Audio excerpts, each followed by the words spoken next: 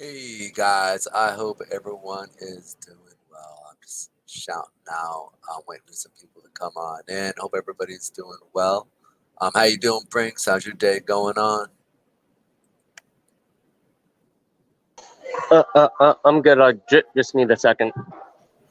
It's all good. Hope everybody's doing well. We've got some cool things. It's so interesting. I've been playing this background music and stuff, right? And every time I do, I always have this stuff kind of going on with Facebook saying that I'm copy French writing, and they give me all these certain points, and it's very interesting. Every time I bring them up about we can't go through and say certain things regarding certain, they literally go through and they edit that out of my videos on their platform, which is really interesting. Like it looks like somebody is legitly somebody there has maybe been assigned to me and it's watching my stuff. So I find that very, maybe I'm tripping. Maybe I'm tripping, but I'm getting this stuff from them. And it's just very frustrating. So I don't know what to do with that. Keep going. I'm back. All right. It's just been very frustrating with dealing with But what did I miss? you missed how I said that Bitcoin or not Facebook has been going through and sending me that I have copyright fringes and I'm doing all these things basically. But the only thing that they point out is just simply the fact is that I go through and the areas like they basically anytime I bring up the fact is like whether it's I'm saying the taco sickness, right, or the or cerveza sickness, right, anything like that, they'll literally delete out of my live stream as well. What's taco sickness? Cerveza sickness, bro. Huh? Cerveza sickness. What's that? Never mind. Yeah, no, forget it. Just it's kind of frustrating. So some of the topics that we talk about, they're just not allowed. So and they've been going through and saying things is kind of frustrating. So um, and I don't know how to deal with it. So um, whatever. Anyways, so how's your week, man? How are things going on with you? My week's going pretty good. Good, How good. about you? It's going well, man. Things are going very well. Things are moving along very nicely. Um, got some cool stuff that's been happening in the markets. So it's been really interesting to sit there and watch and see kind of as we're moving forward what we've been seeing. Um, but today's going to be a day to pay attention to because are we going to drop? Are we gonna drop here? Are we gonna continue to go up? Right? Like I always say, if the market goes up in the beginning of the week, then most likely we'll see a turnaround by the end of the week where it pretty much sells off. If the market goes down at the beginning of the week, typically we'll see it rally up into the end of the week, right? And so it's been really interesting to sit here and see that now, in the middle of the week, like we came up and we hit the supply zone here in Bitcoin, so, right? And then we're having a little sell off. So are we going to come back down to the lows here and then follow suit? And then on Friday have a sell off, right? So it's just really interesting to see here what their plans are, in considering what we've been looking at in the market. So S&P 500 is doing something pretty similar, and the fact is that we're seeing it rally up with the S&P 500 and hitting our supply zone in conjunction with a moving average in that supply zone. So I see some pretty big, stark changes, or not. It's things that I've noticed, but other people think that it's now a bullish sign, but I just don't see it. I mean, yes, we did hit the 50 period or the 200 period moving average on the weekly, right? Like that's important, but the reality is it still doesn't change the sentiment of the markets basically being way and overly inflated. So I don't know. I just think it's really unique. So all that to say, dude, Elon Musk is straight up now moving forward with buying Twitter. Why do you think he's oscillating sometimes? Um, you know if they ended up giving him the information that he was looking for, or no? I think so. One of the things that it talks about, he just says he's moving forward, so they must have.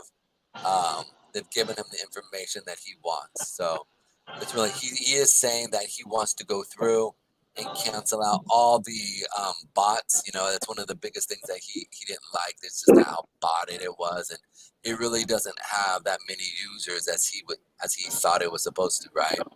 Yeah, And that was the biggest thing. So ultimately, he's still one of the primary guys that I think. I mean, he's very much about free speech. I feel like I think he's very much about the. You know, he wants to see things real, right? Like I think he's a realist. He wants to see things real. So it's just very interesting to sit there and see him and what he's doing with the whole entire buying of Twitter. I feel like he is. He sees it. Like I feel like he does see it, but at the same time, he's also one of those guys that is like if things start to get like in business, right? Things do get switched around and get messed with, right? And so I feel like he's not the type to um what's the word I want to look for? He's not the type to get messed with, right? Like if he sees that there's funny business and kind of last minute changes, he'll just be like, nah, dude, I'm done. So, and then that, you know, that brings in a lot of frustration in the whole entire markets with what he does, you know? yeah. So it's really interesting to see that, sit there and see that. So what's been going on at Vetter, my friend? Any cool things? They recently migrated from Telegram to Discord. So Nice, nice. so so now there's a better Skylab's Discord. Other than that, nothing else is really new right now. We're still waiting to find out when they plan to have the launch pads up and running. Nice, nice. But That's actually but really but cool. but my guess is due to the market conditions and how hard it is to find like good projects that are gonna have like good launches. But my guess is that they might be strategically waiting until the market reverses, and we start going more to a bullish market, so that the first couple of projects that launch actually do well, so that they're able to market that. Because if they did do it in a down market where like even really strong looking projects are struggling to have decent launches. Sustainability. Yeah, exactly. Because like if the first projects they launch end up not doing well, then it's harder to market it. So I think they might be strategically holding off, but that's just my opinion. They haven't said anything about it. That's really interesting because I feel like, I mean, partly I know they want really good projects, but also partly, I mean, they could just simply just, what's the word I want to look for? They could just simply get their name out. And I mean, listen, they're catering to two types of markets, right? One, a degen. I like how, you know, I still think that they do preach the Tribe 100X ethos, right? Get your 20%, right? Be dogmatic at getting 20% of the market. So I think they need to, you know, even though they're focusing on just the launch side of things and kind of competing with Pink Cell and everything that correlates with that. But also in the same sense, right now we know that, you know, Pink Cell is still the dominant one there. And so why not play along with that same type of game where, you know, you do, you know, launch these crap coins, but make it very clear on the actual website, simply just saying, hey, look, um, we this is they're not docs, they're not this is call it gamble plays, right, or something of that nature, to where we can sit there and say, okay, this is a gamble play. They do not support this, but it is something that is launching. Allow them to literally go through and allow somebody to be able to come in and be able to play, and because I feel like they're missing out on that monetary system, right? Like, Well, well, that that's games. that's what V sale is going to be. It's going to be similar to Pink sale. So there's two launch pads, V sale and Sky Labs. Sky Labs is the one that's going to be very selective. V sale's going to allow anybody to pretty much launch like Pink sale does. But what I mean is, because when Pink Sale first came out, they came out in the bull run. So literally, like, unless it was a blatant rug pull on Pink Sale, you were almost guaranteed a 2x. Yeah, Because it was in the middle of a bull run that they came out. yeah. So that now there's still projects that do have pretty good launches on Pink Sale, but at the same time, that it's a lot harder to find those good projects right now because of the market. So I think what the team might be trying to figure out as a way to make sure that, like, the beginning launches even on V sale are actually successful launches, so that they're able to market it, because they like 100 projects come over to V sale and launch, and they even if they are good projects and they don't They have bomb. successful launches, then it's going to be harder to market that than if they have 100, if they have 100 projects and like 70 of them are at least like a 2 to 10x at the launch. They can easily market it and get more projects to want to launch off their platform.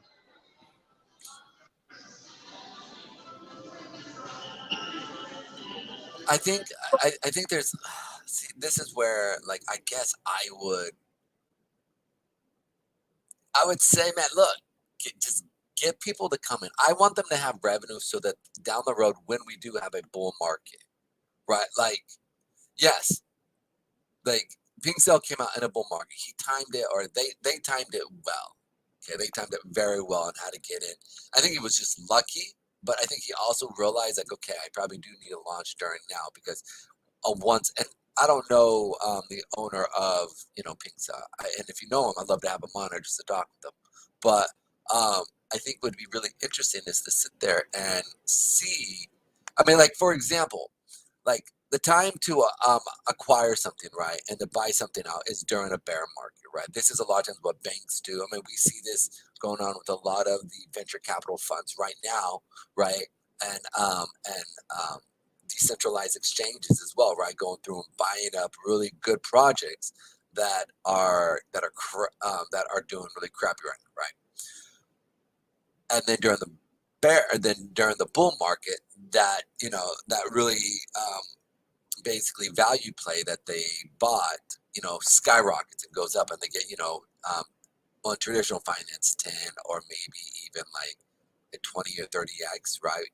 But within crypto, right, 100 to 1,000x is very likely, right, of seeing something explode and really just do really well. So that's I say that because It, I f- yeah, I agree with what you're saying, and like I said, that's just my speculation on what looks like is going on behind the scenes.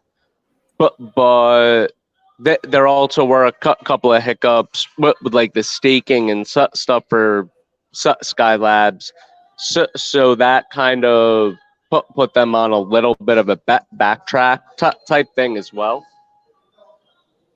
So they were supposed to have V sale ready by the end of Q3, but now they're set. They had to push that to by the end of Q4 because there were a couple of things that they had to figure out how to fix. It's really interesting. I see that. I can see that. It's fixing those little things. So I don't know, and that's one thing I do want to see, right? Like fixing those little things within Skylabs and as well as the better platform, not the better, excuse me, the V platform. Um, Yeah, because one thing that they really want to fix is something that they noticed when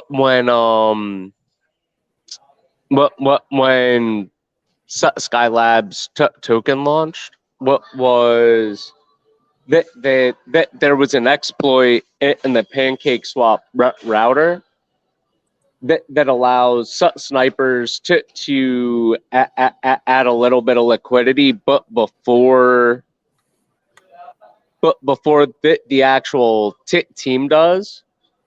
And then somehow they're able to but by them being able to do that through the exploit, that they're able to pretty much manipulate the price at the launch and pretty much kill projects. So what the team is working on, and what they've mentioned they're trying to work on is a workaround around that so that projects that are launching off Skylabs don't have to worry about that exploit when the team goes to add the liquidity and launch their token publicly, so that snipers aren't able to steal people's money pretty much. and I see that. Sometimes I feel like that's actually not that bad. I mean, and I know people don't want to hear that, but it's um, it's.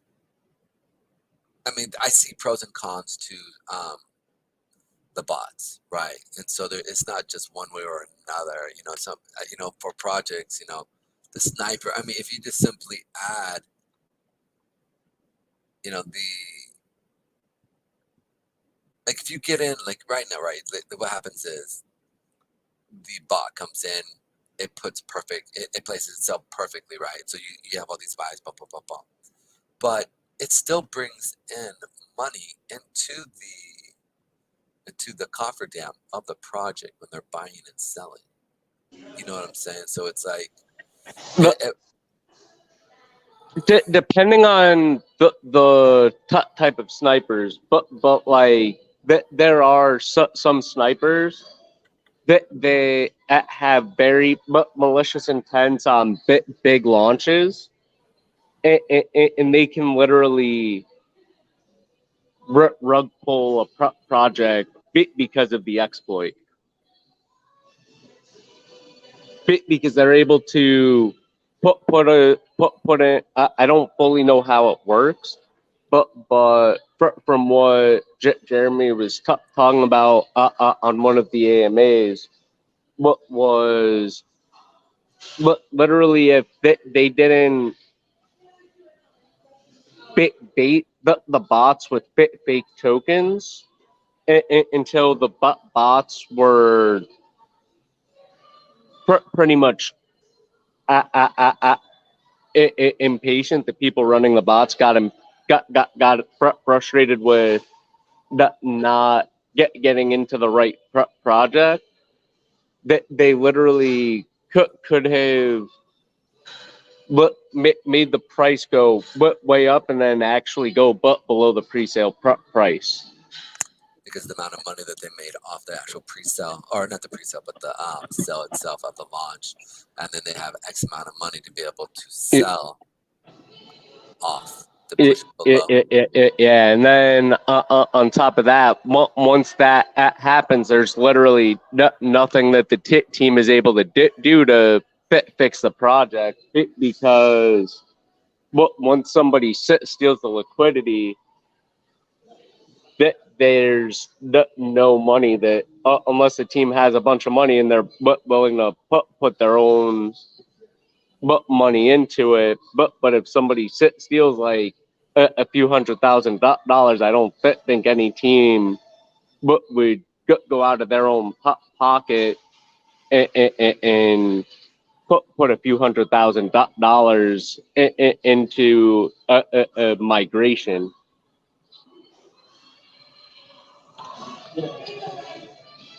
All right, I see that. I see that. Yeah, because like I'm not talking about the typical bots that are just like that are just like typical bots that they buy low, sell high.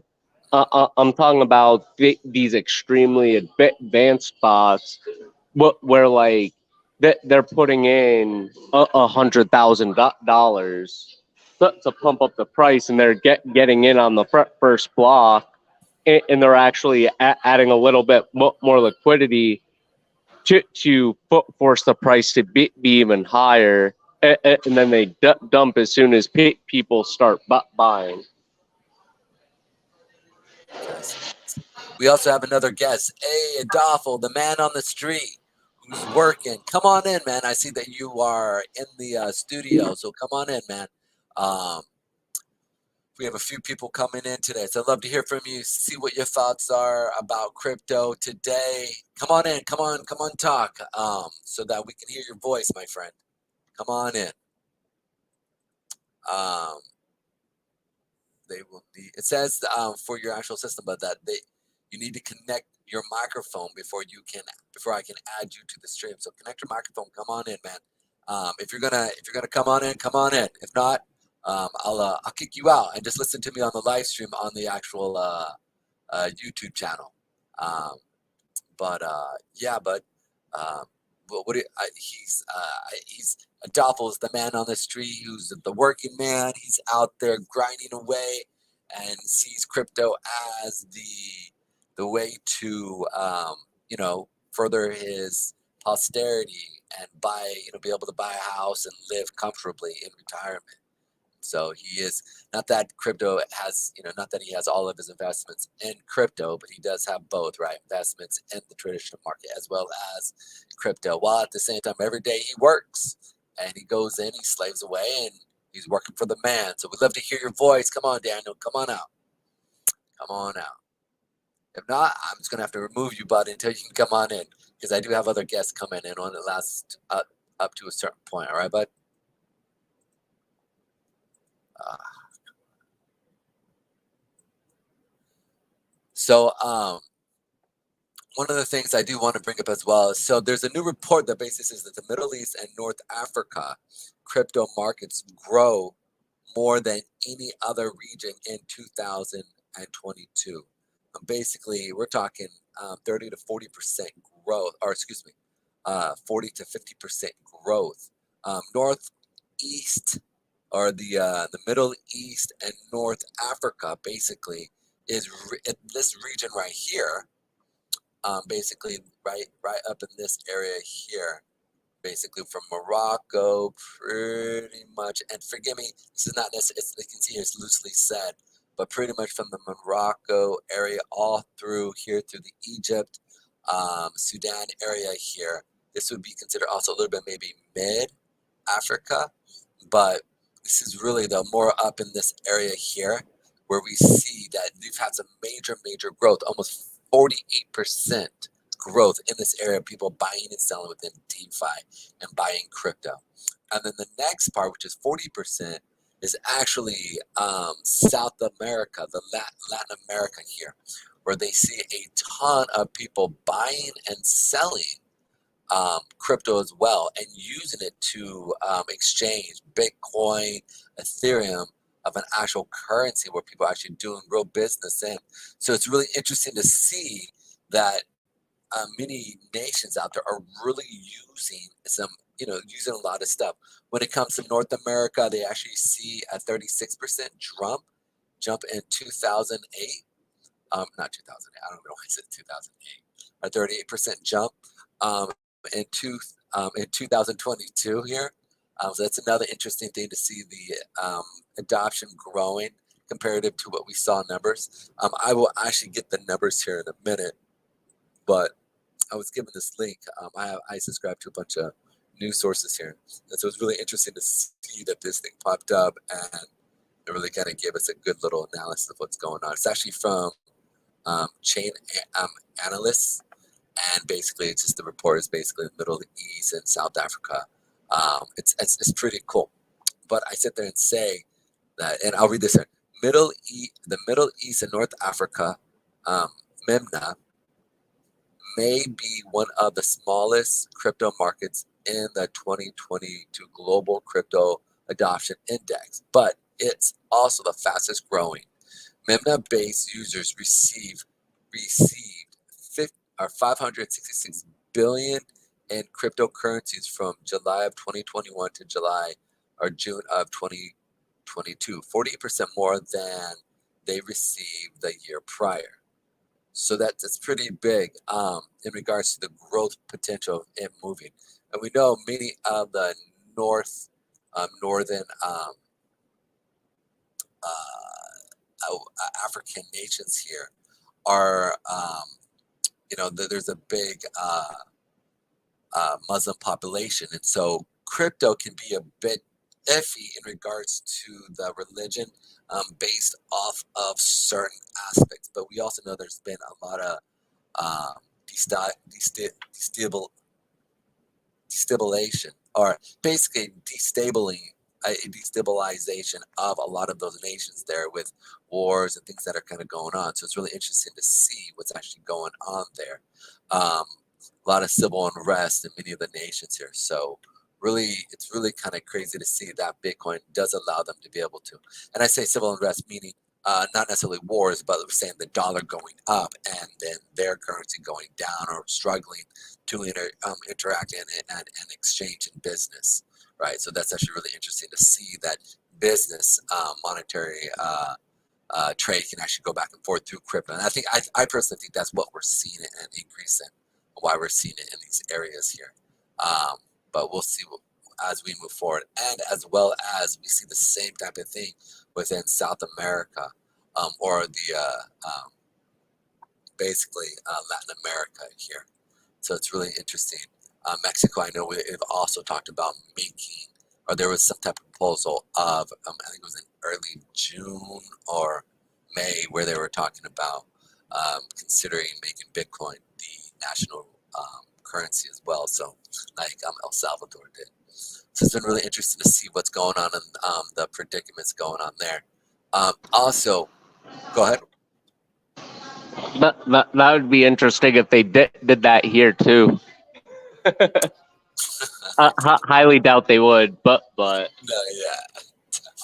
I mean, I joke around. I was talking with one of the devs and one of the and we were talking back and forth, and I was basically saying if Bitcoin became such a nuisance and people no longer were they weren't able to pay, right, or get their tax money. And this is the other thing I thought about, because the way blockchain works, right, you can hold off on the side. This would be stupid for you, but like you don't necessarily have to pay your taxes. And so that's definitely a risky type of thing to consider, because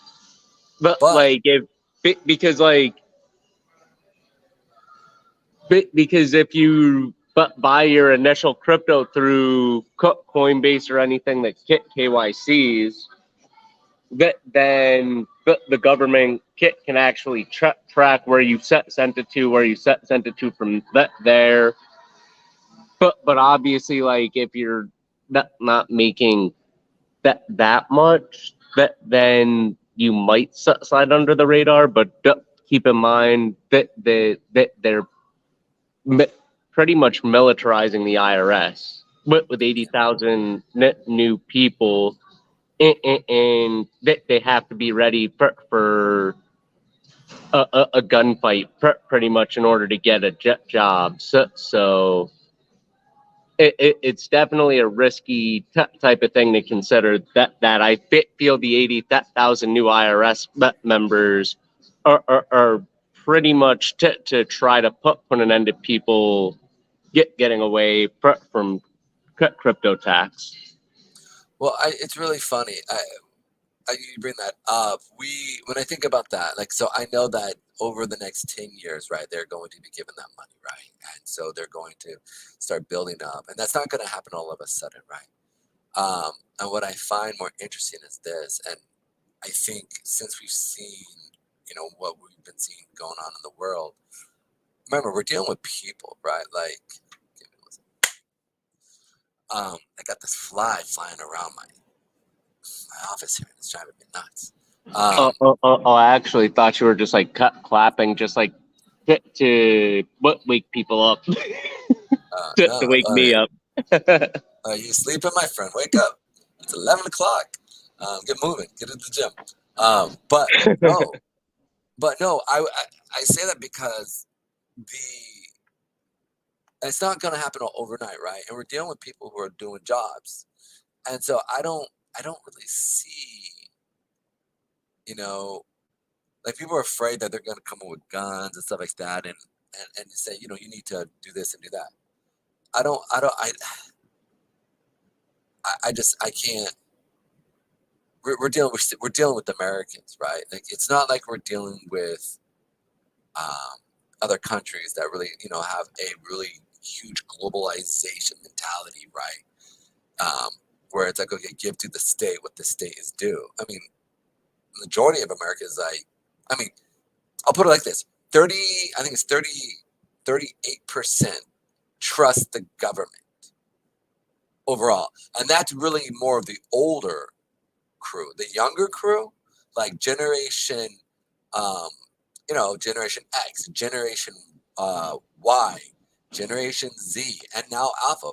Alpha, dude, we've all grown up in a sense where we don't trust the government. Like, Yeah, it's like, so yeah, like I don't. I think it's less than 38% that Right. trust the government. I think it's more like maybe 15 to Well, 20.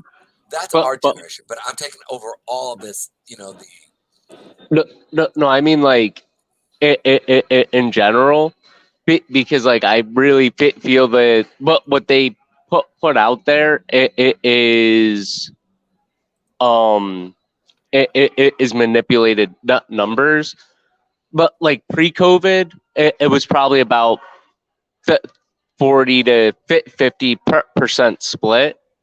But after COVID, a lot of people, like a lot of people I bump into that are even older people that I bump into really don't trust it. and let me put it like this. I mean, I want to take what the Pew Research, and I heard it off the Pew Research, right? That they've talked about this. So you can type in Pew Research trust in the U.S. government, right? Pop right up. But the reason why I say this is, as over the next 10 years, as more and more agents are brought on, right? I don't see that number going up, right? And so, even though, and one thing I do love about the younger generation is they want to make a difference. They just don't want to have a job, right? Like, they don't. Yes, they want to yes, they want to pay the bills. But if they had to pick between their friends and community over the government, right? They're going with their community, and they're going with their friends. Like, I mean, there was a blatant despair, or it was a they went through and went into the IRS, and so they audited the workers in the IRS as well as the IRS in general, right? And it was such an overwhelming, I forget the exact number. I was listening to this podcast, I was bringing it up. But basically, I think it was more than like 60% of the actual workers weren't even following the actual IRS regulations, right? Like, and so, and if they were, told to go, if they have to go to their friends' places and sit there, and this is, I think that's a beautiful part in America, because the fact is that, in the past, you would see it kind of come in like, oh, you need to do your job, right? Or and they'll do their job, but I don't see this younger generation sitting there who are coming out of college, who are going into the IRS, because they're going to be hiring these young bucks, right? If they're told to, if so and so knows so and so, right? And we all have now social media. We all look up, right? Like, if you're, so and so person knows so and so person, right? Like, let's say I'm an IRS individual and I'm given these cases. So I go in, I check them out. Well, obviously, I'm going to jump on Facebook and see who they are, right? And if one of my friends is connected to them, I think I'm going to be a little bit more lenient. I'm just being honest, right? Because this is the way that we are as a society, like, you do business with those people who you trust and care about, right? Or you trust people and you like. Well, I think it's the same consideration with what we're seeing. So yes, it's militarized, but I don't see really this huge push. It's because it's a different generation.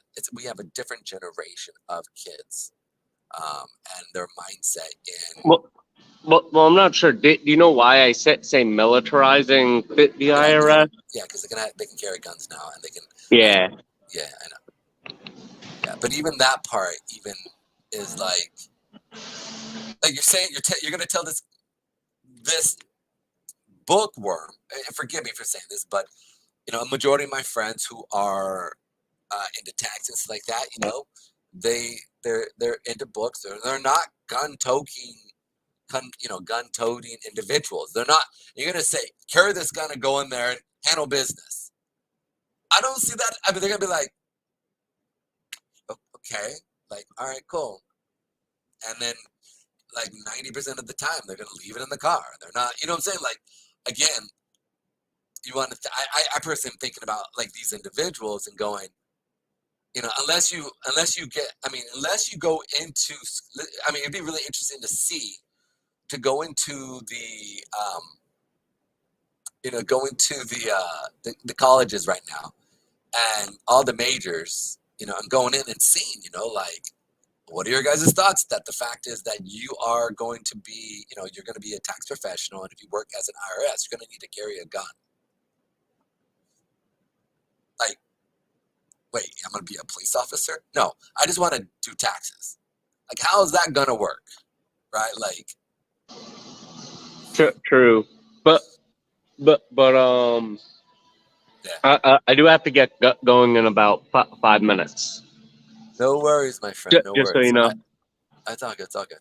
But I just think it's interesting to sit there and see what we're seeing in the U.S., what we're seeing with a lot of what is going on in the markets, right? Like, it's one of those things that I feel is very.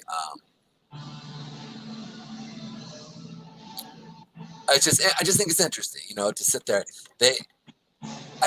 Our generation, and here's the other part behind it, is the majority of the younger generation has lower testosterone than in previous generations, almost 50% less. Because of the fluoride. Not just fluoride, but in the pesticides that are actually going on within our actual fruit. A lot of the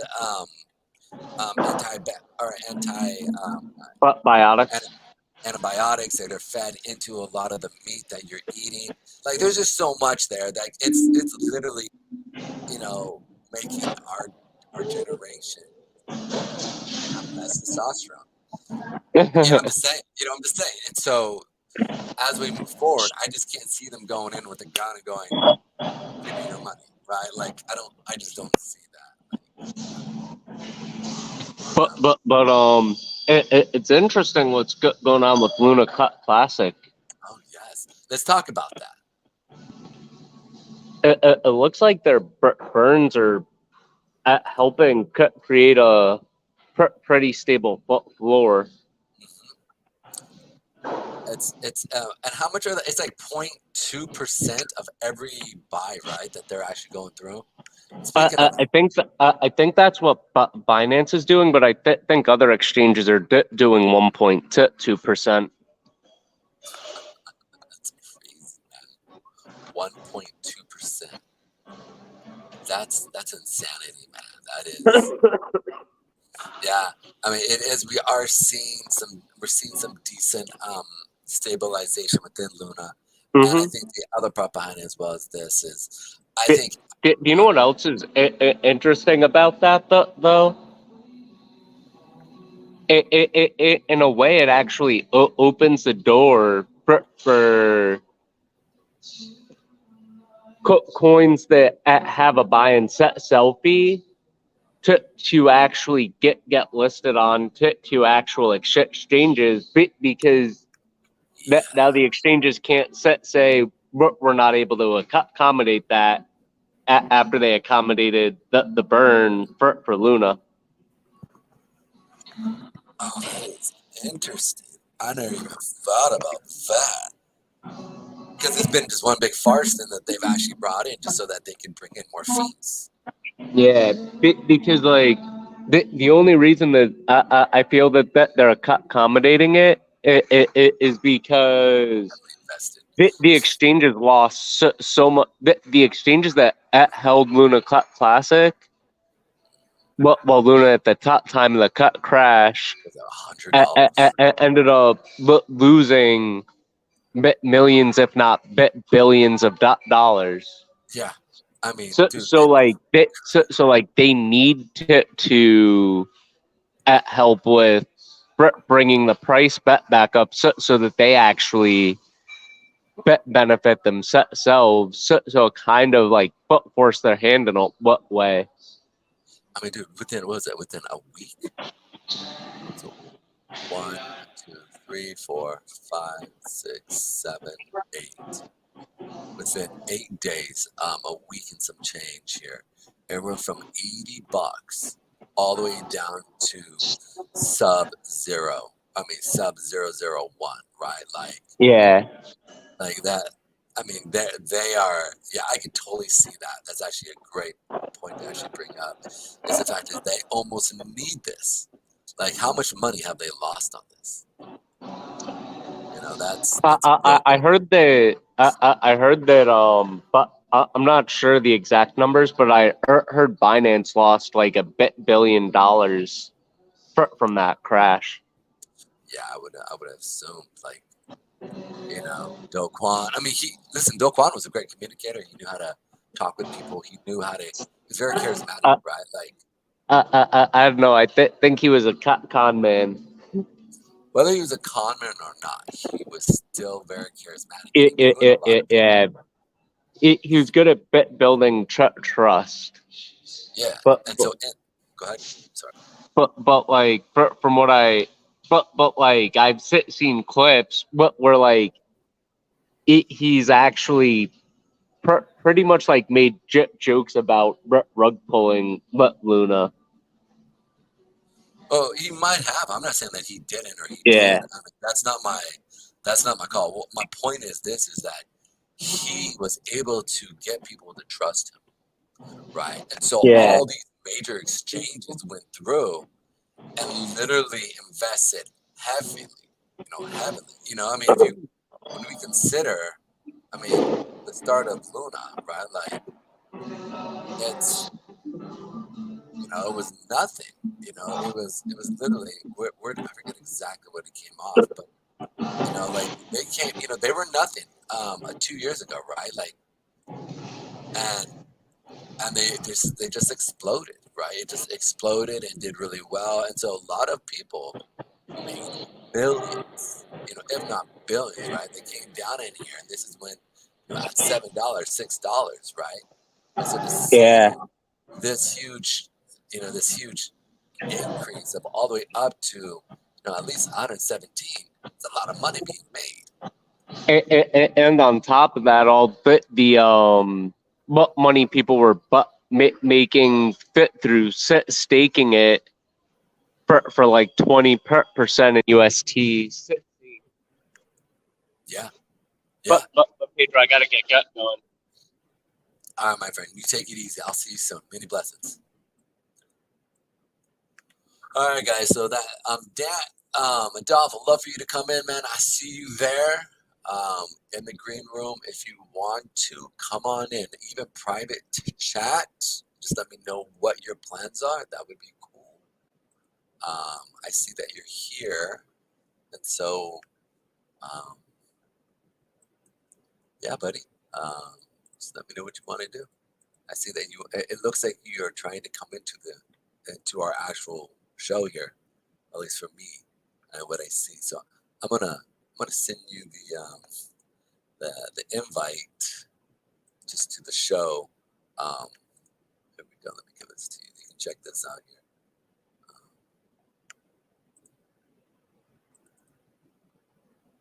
This is just to go watch it on the YouTube channel.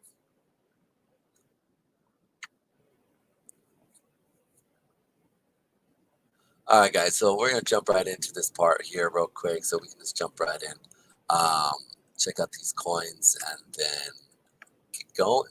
We shall get going. So, um, like Luna. So let's check out Luna here real quick. I know a lot of people probably did buy at these low levels here. So we'll see what happens in regards to this.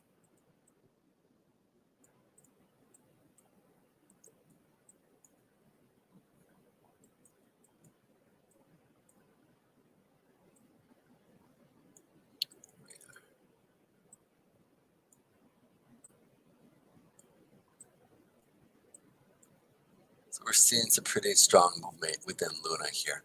Now I want to bring this up because this is actually in line with kind of some of the stuff we were talking about. So I'm really saddened that the Celsius CEO actually stepped away and resigned from Celsius. Honestly, I thought the guy seemed like he really wanted to do it and hold in. And so I'm kind of sad to see that he stepped away and now it is kind of the sell-off of Celsius. I should have been paying attention more here. I did buy kind of down in these low levels here as we were moving. So it's kind of sad to see the liquidation of it and basically kind of to see it kind of die here. Um, I'm actually going through, I did sell off some of my portions here, but I still have kind of a moon back. If this does come back, I mean, it's still got a community. It's still kind of moving. We'll see what happens there. I mean, we know that there have been a number of major coins that did fall apart and came back together because of the community. So this is one of those things I feel like we could see. Maybe, who knows? I mean, it's still a strong community. So we'll see what happens. I mean, not that strong, right? But enough to where it is. It's there. I'm actually kind of saddened by this, just because. I feel like one of the things you can do in life is just don't give up. Just keep going to work, right? Like, I mean, unless it's absolutely caustic and killing your family and yourself, right?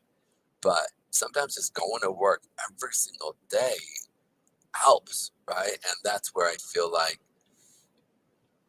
you can do a lot by just keep going in life, right? Just keep going in life. You just keep pushing it, and sooner or later things work, right? So it's very interesting to sit there and see what's actually headed and what's going on. So I'm actually going to, let me pull this up here. I thought it was actually part of an open stop. Um,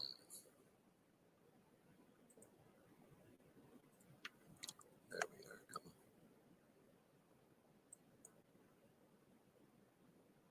Here we are.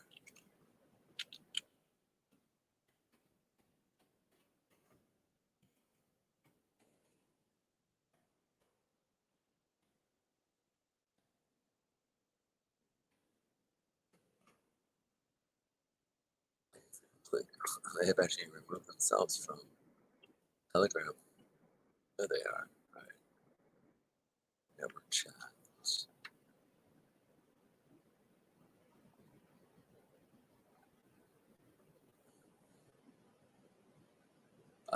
These are all the fakes here. That's interesting.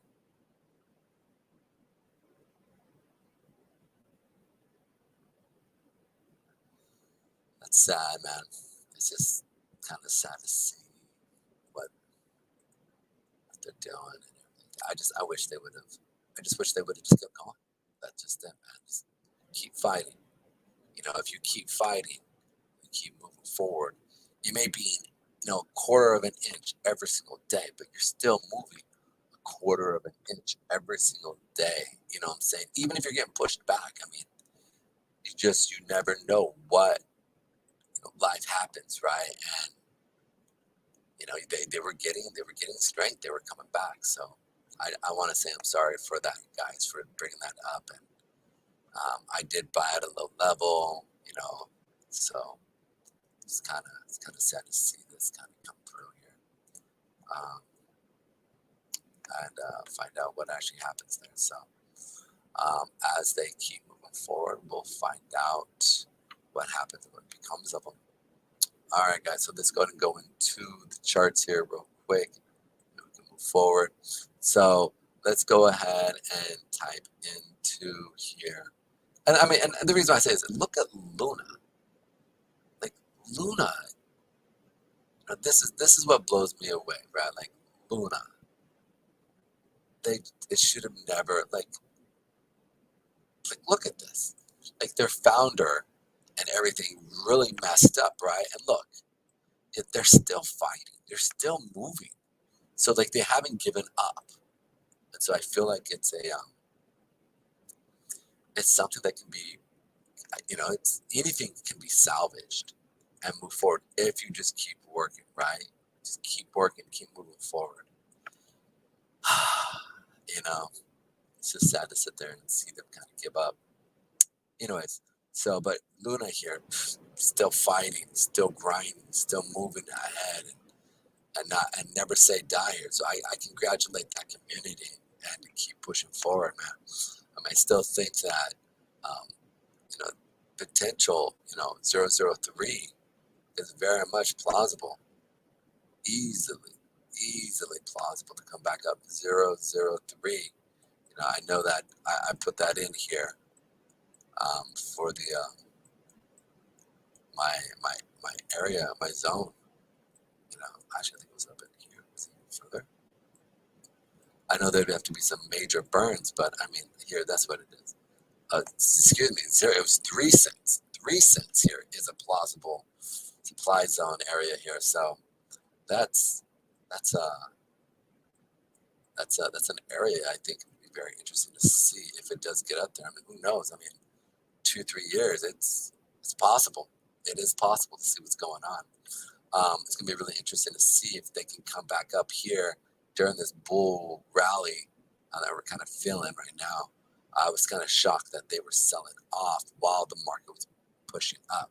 But even, and I actually brought, if you bring up what Adolfo was talking about, he was actually bringing up that they're kind of inverse of the market in a sense, where when the market is moving up, they are actually kind of moving down, and when the market is moving down, they're actually moving up. So really interesting thought as that happens. I would love to understand from a fundamental level why that is. I'd have to walk through that in my mind. All right, so let's just jump back into Bitcoin here, or the S&P 500 real quick. So S&P 500, we are hitting our supply zone here for the daily zone. So we did see a nice little sell-off here this morning off of this level. And then additionally to that, understanding that their SMA is stepping in here. Now let's go ahead and go into the 4-hour zone. So I bring this up because we're really we didn't really see much buying sitting in this level here, right? So I can see it's coming down into this level right here, just as a stopping point, and seeing some support step in. So be looking for this area here, guys. We do have the 4-hour and 2-hour a lot of SMA sitting at this level. So it's going to be really interesting to see as we keep continuing down where it's going to stop, right? For the S&P 500. When we come and we look at the smaller time frames, we do see that it's not necessarily putting in any major buyer or seller wicks, right? We do have some buyer wicks as we continue up. So is that going to be an area of support that we're placing in, or are they just putting in orders because there are a lot of sell orders coming in so they can actually buy off of their sell orders with their clients, right? So just real interesting to be seeing this as we move forward. The additional part right here is the 2 hour. The 2 hour, we did have a new crossover here, so this should put pressure down even more so as we continue down, right? I know we have buyer wicks here, but these don't really. I mean, they've been traded through. This is really not traded through, but this was overnight, so this really doesn't. It's not a lot of volume here per se. This right here is really where I could see primarily because of the SMA conglomeration at that point, and as they brought together all those, I see it holding at least there temporarily and seeing a market bounce. So we'll see as we move forward what's going on. All right, guys. So that's the S&P. Let's check out the Nasdaq here real quick. Good on Nasdaq. Oh, not the dollar. Well, you can see here the dollar is having a sell-off here at these levels, but we are bouncing back off of that weekly or monthly 200 period, weekly 8-period moving average, and seeing it bounce off these levels. So it's going to be really interesting to see as we come down in this level. Is this going to continue, and are we going to see a rally point off of this? One of the things I always bring up is as we continue to move up, we want to be seeing buyer wicks, right? Like buyer wicks that are continuing, that we can sit there and see that it wants to move up, right? So make sure you're paying attention to that dollar and seeing buyer wicks. If a lack of buyer wick means that it's for me, it's a false rally of them really moving the market or continuing the market. So be paying attention to that. It could be that they're just coming up into these levels of supply. But jumping back into the NASDAQ here, NASDAQ is playing off of the same levels that we've been looking at. And it did bounce basically, or it went through, and now we did see a weekly 200 period moving average did kind of hold this level as we did push it up. So it's really interesting to see what is actually going on here. Give me 1 second so we can sit there and see this body. You can see here that 200 period moving average is sitting right here, and it is kind of holding it up. So it's really impressive to sit there and see that. We did come up. We did hit our levels here. We saw the sell-off.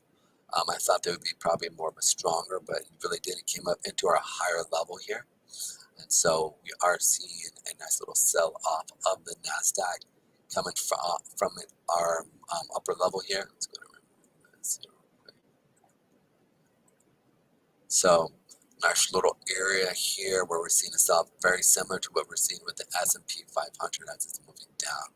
We'll probably see some type of support like we're seeing here off of this 8, but we need to see another push of buyers coming off of the S&P 500.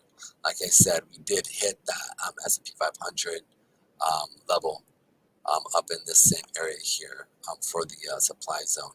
So we need to see buyers stepping in with buyer wicks. If we don't see buyer wicks, but more seller wicks, then it's an indication saying that which direction it wants to move. So we can see, and also sell buyer wicks that aren't tapped into, right?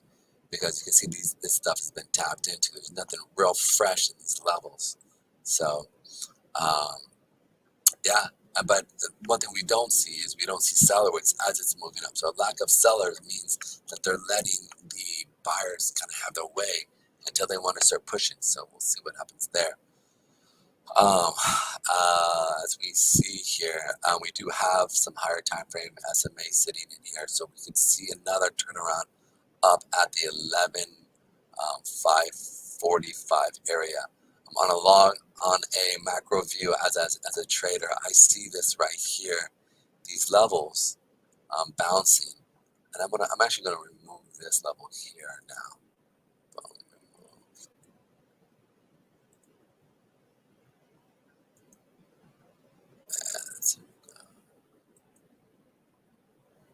And then this level is still in play as a resistant level here. So because it was a previous demand, which has now become supply. So I would sit there and say that this is now an area of resistance. And it's coming back to basically retest this area here.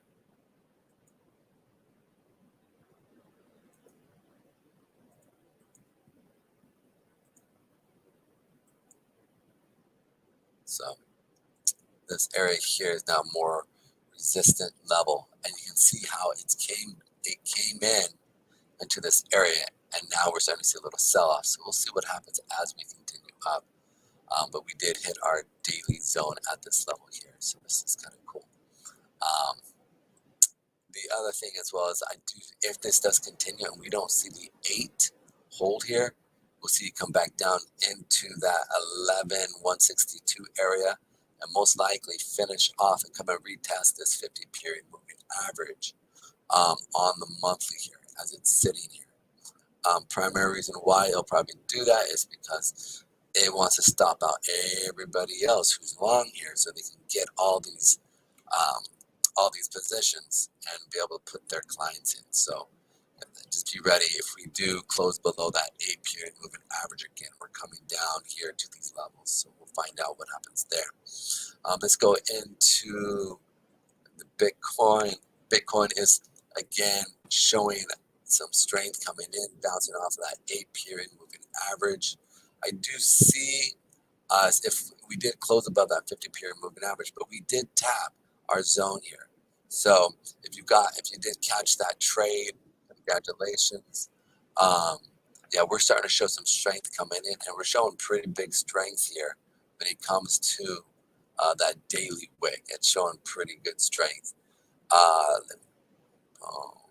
Trade through. I'm not confident in this rally up here. This to me looks like it's a rope-a-dope here. You can see here that we do have seller wicks. You can see there's quite a bit of volume in here, right? And we're seeing buyers basically kind of, the volume here dropping off. You can see here you had a bunch of seller wicks or another seller candle here. So to me, this looks like a play that's going to push up. You can see that they're pushing up. So if you start to see as we continue up, seller wicks start to get placed in, be mindful to get out of this short or to get out of this long here, right? And you want to wait for maybe it to hit this level again to put in a lower high and then a sell-off from there. That's what I'm looking to see. The biggest thing is to be paying attention as it continues down, though. We are hitting that 200 period moving average, so this is a potential turnaround point here. Hitting that 8 period moving average, so we'll see what happens. But we do have a nice good wick on that 4 hour as well as the 2 hour mark here. So we are seeing buyers stepping in at these higher time frames. So we'll see what happens. Again, be ready. If the market goes long, you go long with it. Find a trending mechanism that you use to continue up. If the market does sell off into these levels here, then be ready for the market to come back down. Okay, guys? All right. Next, let's jump into ETH here real quick. ETH looking similar, as you can see. Again, there's no buyer wicks here. Get ready. We could see a turnaround here. If not, be ready for that higher time frame zone here that where we can see it come up into and then see it turn around. So, and get ready for a turnaround to come back down to these levels to test that 1270 area. If we do continue up, right, we're then going to most likely come up into our zone of that 14, 13. Next up into the 1443 area here for another turnaround at these levels as well. So continue to be short if the market is going down, continue to be long if the market is going up, right? I always teach you guys is follow the trend. The trend is your friend until the bin at the end, right? So make sure you're paying attention to that. We can see here that we're in that higher time frame zone here. We did see a sell-off. We did not see a lower low here. We did see a higher low, and now another high low for this month of October. Excuse me, for the week. So this is basically it's a consolidation. So we might continue to see the consolidation period that I've been talking about between here, but we'll find out what happens. B&B showing strength again as it's moving up. Buyers and sellers, there are definitely more buyers in this area than there are sellers. We are coming up into this daily zone here. But the thing is to pay attention to is that we did put in a lower low here at these levels. So to me, I think most likely that this level here will hold and we'll see another sell off to put in probably a lower high. So we'll find out what happens there. Let's check out XRP. XRP, it looks like that they are winning and they're going to win. I mean, fingers crossed, but that court case, if they do, it already looks like they are. I mean, if you look at their chart is showing strength. I mean, it is blowing through these zones here. So XRP is definitely pushing up at these levels here and showing strength at these major moving averages that institutions use. So it's gonna be really interesting to sit there and see that. The only caveat that I have is that we are in supply, and we did really go up for the. We were first going up for the beginning of the month, so I'm a little timid with that idea. That I'd rather have seen it come down first and then go up. Right? That's my thing. The big old buyer wick like we saw here. So we'll see what happens when we continue, as we continue throughout this month. Again, the monthly wick we can see here is a pretty big wick. So we'll see what happens as we move forward. Again, there you have that monthly wick here, or the monthly 8 period moving average sitting at these levels here, guys. So that's it in a nutshell for XRP. Just be paying attention that if we start to close below this 8 period moving average on that 4, guys, that it's most likely going to turn around, right? It'll probably turn around, go down, come back, retest, and then go below, right? To put in probably a possible lower low as we move. But again, I'm still very bullish on XRP in regards to what's actually going on with the court case. Let's go ahead and check out here real quick as we move to BBXRP. Let's check out Solana. Solana is again, it's still going to show. This is where we've been looking at them. They've been kind of going sideways. So this has been really interesting to sit there and see what we see. Right, they're at this level where we're seeing sellers. I was like, this isn't right. We're seeing it kind of go sideways in between here, this big sideways pattern. Whereas when the market was rallying hard, right, we saw it kind of rally, but nothing really substantial. And when the market was selling off substantial, we didn't really see a major sell-off within the market, right? It's kind of going sideways here. I wonder if the community or institutions are waiting on that cell phone and their connections with helium. We saw a huge rally in helium yesterday, so I was going to go over that, some aspects too as well. But yeah, this is again sideways. And remember, go into the smaller time frames and look and be paying attention for buyer wicks and seller wicks as we continue up, or if we see more buyer wicks stepping in as we're continuing up, there's real buyers, right? If we see more seller wicks stepping in as we're moving up, there's most likely sellers getting ready to flip this if there is a lack of buyers. Or sometimes a lack of seller wicks just simply means that the sellers are waiting, or a lack of buyers and sellers means that it's just really the novices that are putting the market in, and most likely the institutions are taking the other side to that, and hence as they reach a higher level of a turning point, then we'll see a turnaround, right? So it's another thing to consider as you're trading. Okay. as we move forward here on the daily zone here. Pay attention to this area.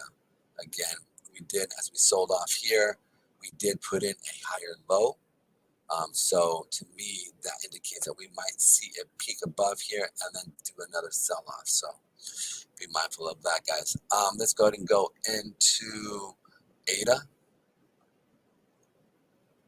I know I normally do ADA here real quick, real simple. If you guys have any questions or concerns in regards to what you guys want me to see or look at, please let me know. That would be cool. Now you guys can see here with ADA that it is basically still kind of going down. It is showing, I would say, more weakness than a lot of these other pairs out there that we're seeing, simply because it is further down on versus it's further down in the sideways pattern that we're seeing. So for me, for ADA, that's not boding well for it. You know, we are below that 8-period moving average, whereas some of the other higher moving or other protocols, we are above that 8-period moving average. So it is showing weakness here at these levels. I do believe Cardano is such a good project, so they've got a lot of good stuff here. Like I said, I am a buyer. I'm a strong buyer down at these lower levels of 39, 36 area myself. So as you guys, and this is nothing against ADA. I feel like it's over. It still wants to come down a little bit more here. Now, if we check out Doge again, I've been talking about that fight going on between it, right? That they are definitely in a fight. Like you can see here that they wants to go up and wants to go down. We tap that.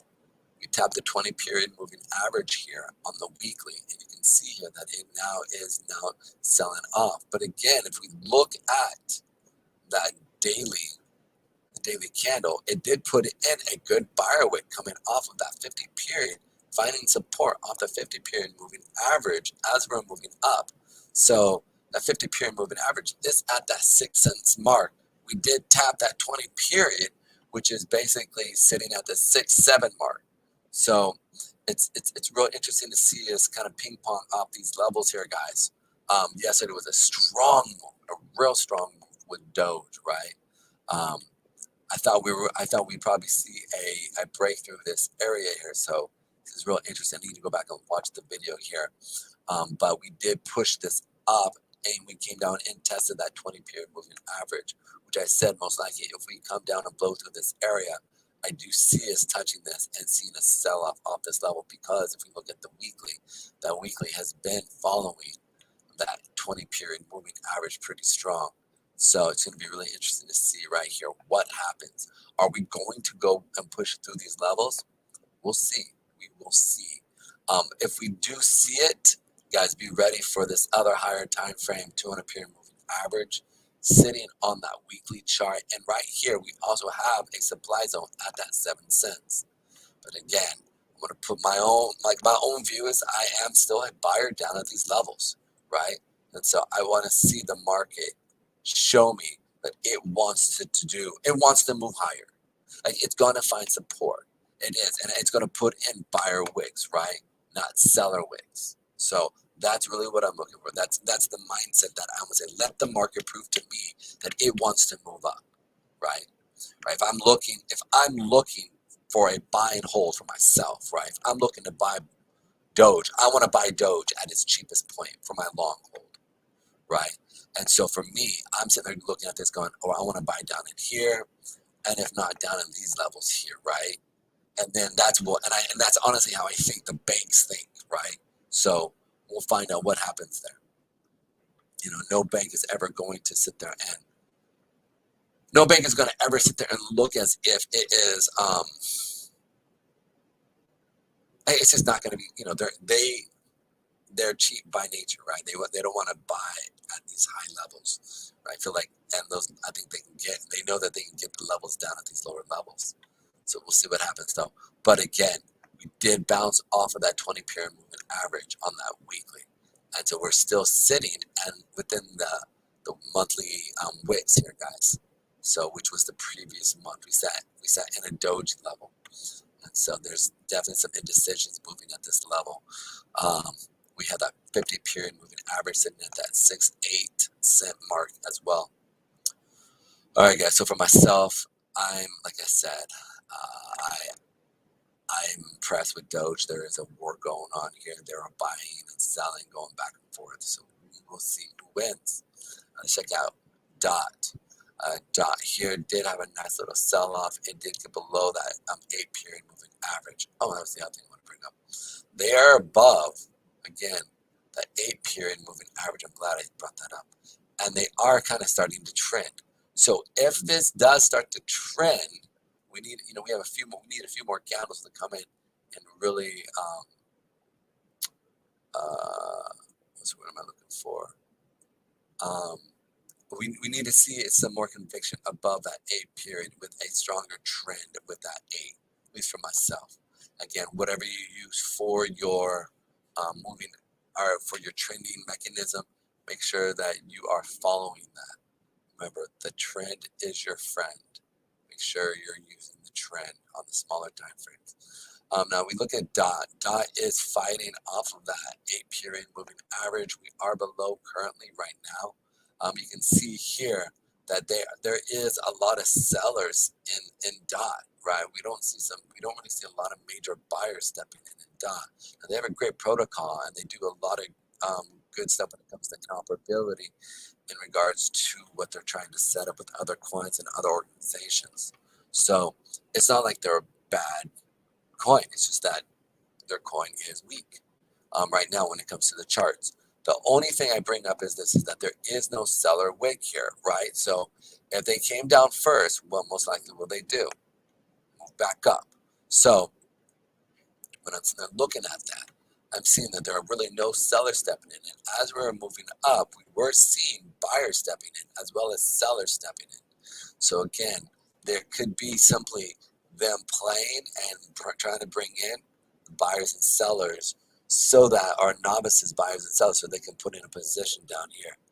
I am still a buyer down at the 492 to 7, and as well as even lower to the 2.3. So again, I still hold that, but it is nice to sit there and see that you are definitely having buyers and sellers, and no buyers on or no sellers on this level here except for right here. So we'll see what happens in this little time frame here, or a little bit 4-hour time frame on the day trading area. Let's check out Matic here real quick. Here we are. And our good friend Gabriel is not here with us today. It's sad, but he had some things he had to do. And so I was like, go ahead, brother, do what you need to do. Now we can see here on these levels that Matic is showing some strength here, but not with necessarily a ton of conviction, right? We have one buyer wig here, and then, but no real seller wig. So are the sellers waiting for the actual market to go ahead? I apologize about that, guys. It's funny. I don't even understand. I literally have I just don't understand how they have the ability to do that. And it was a scammer call. So it's just interesting to sit there and see how they do that. Like, how did they get by my? Man, they become more sophisticated than ever. All right, sorry about that. So let's go ahead and see as we move forward here, guys, that we can see the market. That we have this buyer, but we don't see much. We don't see a lot of buyers stepping in on Matic. So for me, even though I like Matic and I think Matic is a great price, I see Matic as it's still moving up. I'm not that bullish because we don't see, we're not seeing we don't see a ton of buyers, right? So I really have a hard time with this. To really give like real conviction here. But again, we have that 8-period moving average on the weekly. We are above it. On top of that, we are above the 8-period moving average. I just don't see. I just don't. There's not a lot of we don't see a lot of buyers as we're moving up here. So we'll see what happens as we continue up. be ready to hit some higher time frame SMAs up in these levels here. We have the 200 period moving average sitting here, so we see it coming down. If we start to see this in conjunction, and we also have a supply area right here, it's been traded through. So I'm going to mark this here real quick on the daily here. If we can correlate this with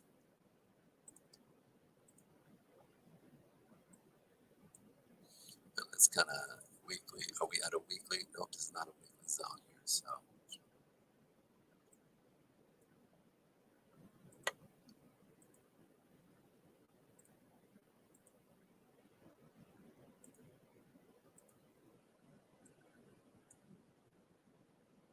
there we go. Let's put this on daily.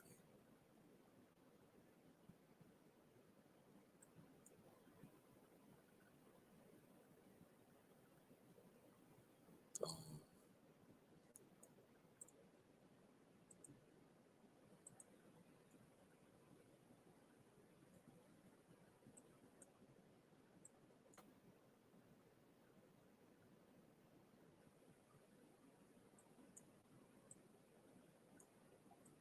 Basically just looking to see if this zone here is strong or weak.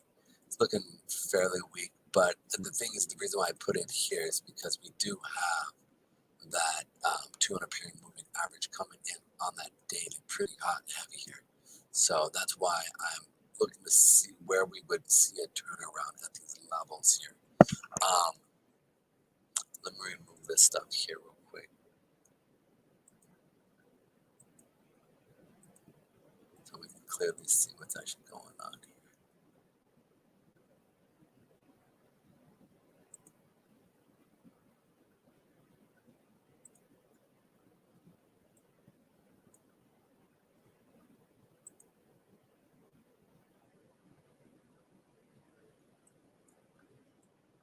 Here we are right here. Boom. So we've been playing off of this level here and seeing it kind of come down. So this is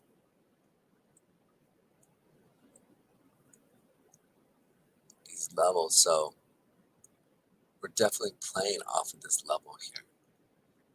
Are we going to come and tap this area, put in a lower high, and then continue it down? It looks like that's what they're actually doing here. Is as they ran out of sellers or ran out of buyers here as they were coming down. So they went through. You can even see right here where they went through. They rallied it up, brought in sellers, and dropped it down. And now remember I was telling you guys. Now, mind you, I like Matic. Okay, so I'm not bearish on Matic. But as a trader, I need to find what they're doing, right, and trade with the trend, right? So right now the trend is moving up, but there's no real buying coming in to continue this momentum up. So for me, I'm just moving up and waiting to see if there's going to be a turnaround. Go long if the market's moving up, go short if the market is moving down. But the biggest thing is follow the trend. So when I'm looking at this junction point as it's moving up, you want to see, right, where is the turning point so they're going to turn it around. You don't want to get, like some people will wait for a sell-off to add on a position and then continue up. Let's say at the open, you see a sell-off, boom, you move along with it, right? In the same sense, right? Looks like here, for example, here 6:30, here's the open, right? We saw a sell-off into the morning, right, with Bitcoin. And then here we started to see a rally up, right? Well, you see that it's starting to step in. We're starting to find support off that 50 and 8 as we see it come off of this at these levels. Right, boom, rally, find support, and we start to see it move up. So these are junction points that you can sit there and say, okay, the market is starting to move up. Yes, we did have some supply area here, but these had already been tested and they've actually been used up. So when I'm looking to find my actual trades, right, I'm looking to see, are we finding a trend and is there a good buyer stepping in, right? So as I sit here and see from 6:30 on, we do see sellers stepping in, but we don't see much down in this level here. So I don't want to go long here. I don't know which direction it really wants to move. I want to see me continue and see this moving up. Now, if you we go to the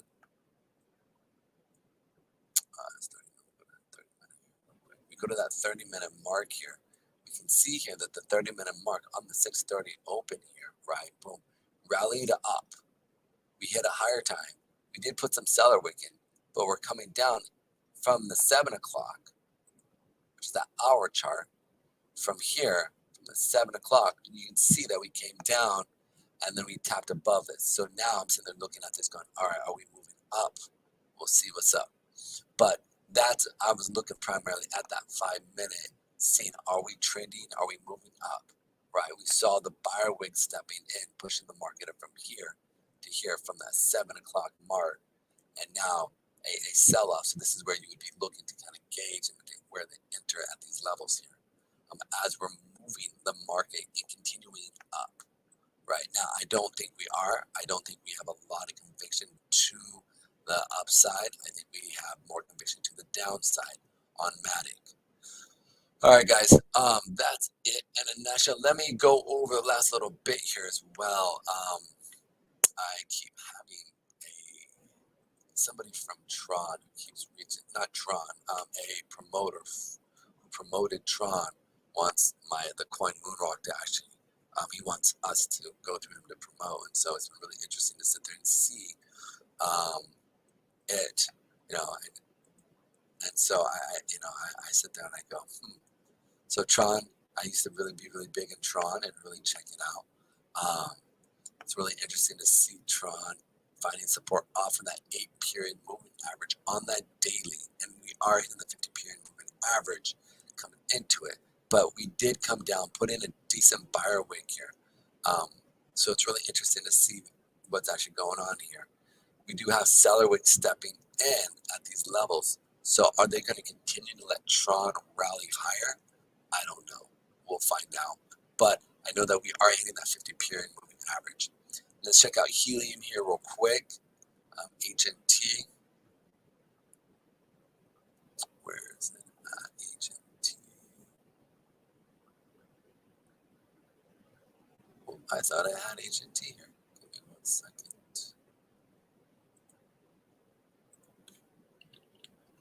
HNT.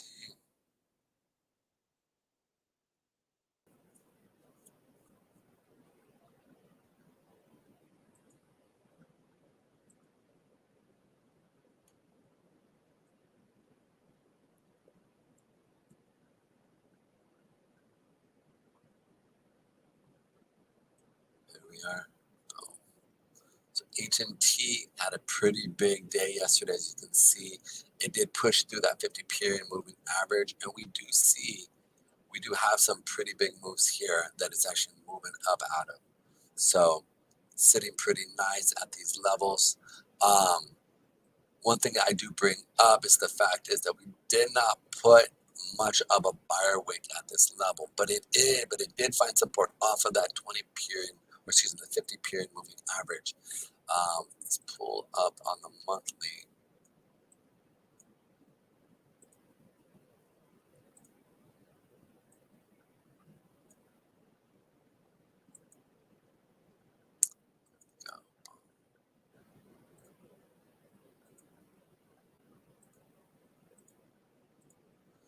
So these are levels here that you want to be paying attention to.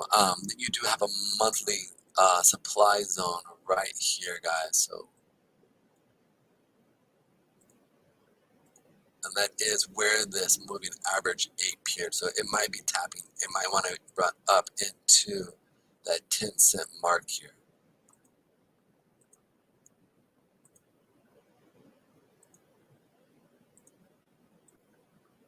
Or excuse me, $10 mark here. And before we do see a sell off from here, if the market continues to go down. If not, be ready for a higher low to be placed in, where we can see it then can climb back up and test this maybe even $18 mark. HNT is making big moves with their telecommunication IoT network here. So I know that they've been doing a lot to really push that. They're trying to be the first company, first company to be on every single continent with their mechanism and their miners. So really gonna be really interesting to see as it moves forward. what we're seeing. We do have a pretty decent buyer wick from last month coming in, and we did bounce off this little area here. So it's pretty powerful here that you saw these buyers sitting right here. I think on the last chart, I don't know what happened, but I'm pretty sure that I marked that area there as an area buy. That's in a nutshell. That's really nice that it came in right there. For me, this area here is a pretty decent area, and you can see here where all the buyers stepped in. That was impressive there on that monthly. Let's check out the weekly area here. We'll set in our 20. Which one did the 8 here? And then we have the 20 mark here. One of the things I find very interesting, right? Like, people don't like going in and they like clean charts, right? But, and granted, the more simpler, the better. I mean, I have a really simple trading system. It's moving average and supply and demand zones, right? And looking at wicks. It's three things that I look at that indicate what I feel the direction is moving and where I think the market might go to, right? It all depends on what the market is doing, though, right? And it's flexible to be able to play what the market is doing. But, and I bring this up though, it's not a full plan, right? Or it's not a foolproof plan, right? The market does go against me, as you can see. But the biggest thing is this: is I'm able to mitigate my risk by being in front of the computer, and additionally to that, being able to change my buys based off of the day. If I see more buyer or seller wicks coming in, and that's how you need to be able to see the market, right, based off of its movement. If we're seeing more buyer wicks coming in on higher time frames, you need to change your bias, right, until we start to see certain things. Or if you don't, like for example, let's check out HNT, right? So we're seeing down here on a smaller time frame, right, that there are some sellers stepping in, right? So do you need to change your bias?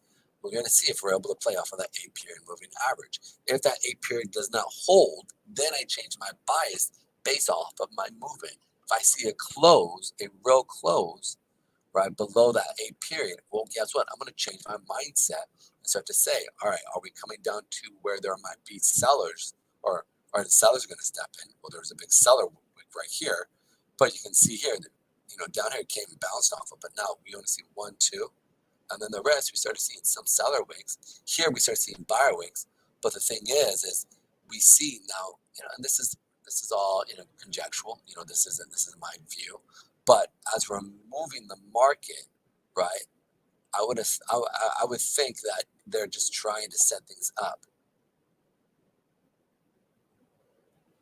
So it's just one of these things here. You can sit there and see it. Sorry, somebody just private messaged me. But as you can see here, these buyer wicks would have indicated to me that it wanted to move up, but it didn't.